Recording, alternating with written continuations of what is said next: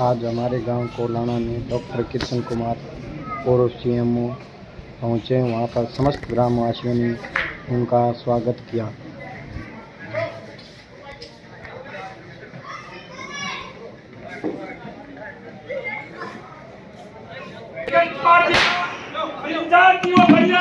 खत्म हुई के बीच में पहुंच चुके हैं।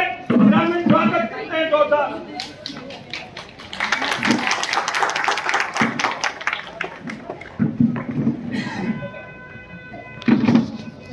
एक बार डॉक्टर साहब को जोरदार तालियों से स्वागत।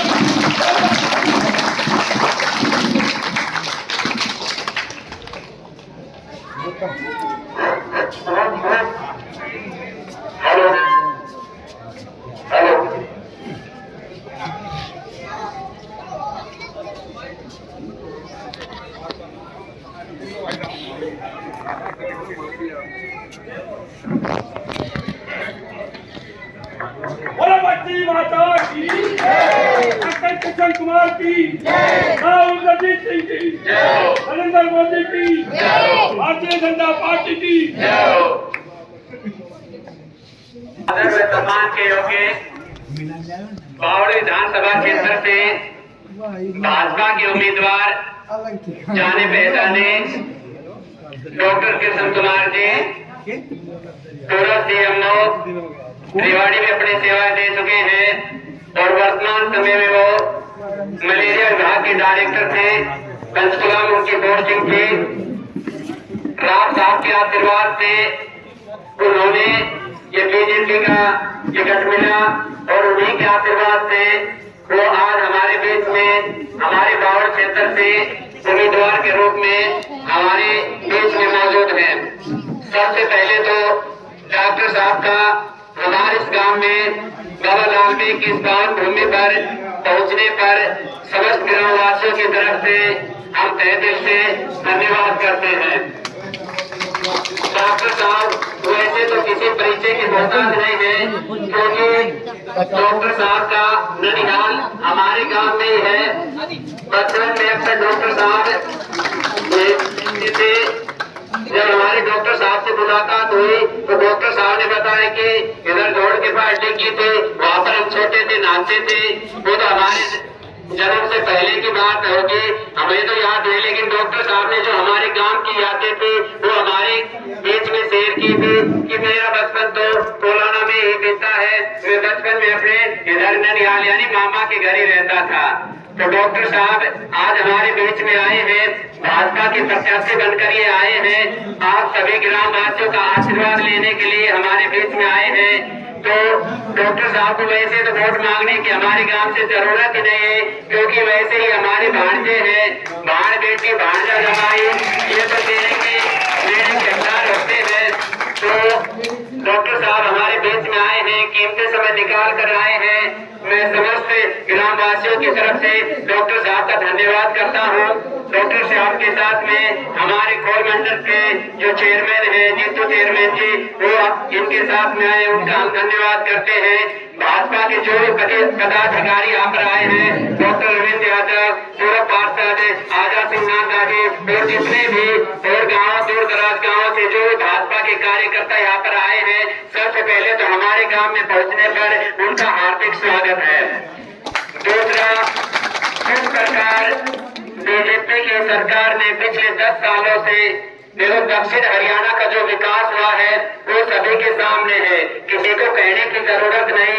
70 साल से पहले कांग्रेस की सरकार थी, लेकिन जो हमारा दक्षिण हरियाणा था ये अक्सर पिछड़ा हुआ होता था।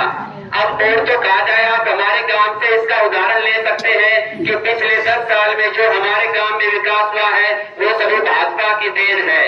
नहीं तो हम तो लास्ट में डॉक्टर साहब बावड़ से भी हमारा लास्ट गांव पड़ता है, ये अगला गांव तो कोसली कंस्टिट्यूएंसी में आ जाता है। तो हम तो वैसे भी बावड़ के लास्ट गांव में पढ़ते थे, लेकिन पिछले 10 सालों से भाजपा ने बहुत ज्यादा विकास किया है।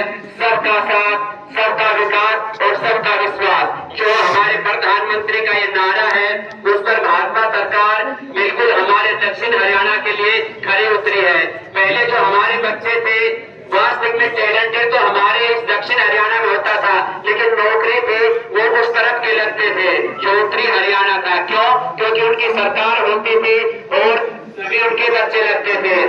भाजपा सरकार आने के बाद जो फिर काम होने लगे हैं तो उसमें हमारे बच्चों का जो टैलेंट था वो आगे आया और सबसे ज्यादा जो नौकरियां हैं वो हमारे दक्षिण हरियाणा में। और आपने देखा हमारे गांव में भी काफी ऐसे बच्चे लगे हैं जो आज तक में अपने टैलेंट के दम पर उन्होंने नौकरी प्राप्त की है। तो इन सभी कार्यों को देखते हुए और जिस तरह से देखो सबसे ज्यादा तो नौकरी और ये तो होती रहेंगी, लेकिन जो आज हम हिंदू जो बिखरे हुए हैं और जो मुस्लिम एकता आपको दिखा रही है, आने वाले समय में ऐसा ना हो कि भारत भी का हाल भी अफगानिस्तान और बांग्लादेश जैसा हो जाए। तो जो पैसा हमारे पास उसका करेंगे क्या जब हम रहेंगे ही नहीं, हमारे ऊपर और किसी का राज होगा। जो हालत अफगानिस्तान में हुए थे और अभी हाल के दिनों में बांग्लादेश में हुए हैं और वहां पर हिंदुओं की क्या हालत हो रही है वो आपने टीवी के सोशल मीडिया के माध्यम से देखा भी होगा। तो ऐसा ना हो कि आने वाले समय में ये हिंदुस्तान का नाम हिंदुस्तान हटकर और कोई नाम पड़ जाए। तो इन सभी बातों को देखते हुए था ये आपके सामने है जब सभी क्षेत्रों को हमारे माननीय प्रधानमंत्री एक साथ लेकर चल रहे हैं और जो आज भारत के 60 विदेशों में है। पहले भारत को कोई पूछता नहीं था, लेकिन आज अनेक जो हमसे बहुत आगे जो राष्ट्र है उनके राष्ट्राध्यक्ष अपने प्रोटोकॉल को तोड़कर हमारे प्रधानमंत्री के स्वागत के लिए खड़े हो जाते हैं। तो ये सभी हमारे माननीय प्रधानमंत्री की दूरदर्शिता के कारण विदेश नीति के कारण हुआ है। आज हर देश हमारे भारत में अपना निवेश करना चाहता है। तो इन सभी अपने देश को प्रथम रखते हुए अपने निजी हितों को त्यागते हुए हमें एक बार फिर से भारत में और अब हरियाणा में बीजेपी सरकार लानी है। तो आप सभी काफी समय से डॉक्टर साहब का इंतजार कर रहे थे, थोड़े लेट हो गए। तो क्योंकि डॉक्टर साहब क्षेत्र में नए आए हैं, जिससे टिकट डिक्लेयर हो उसके बाद तो डॉक्टर साहब ने इस्तीफा दिया है अपने पद से।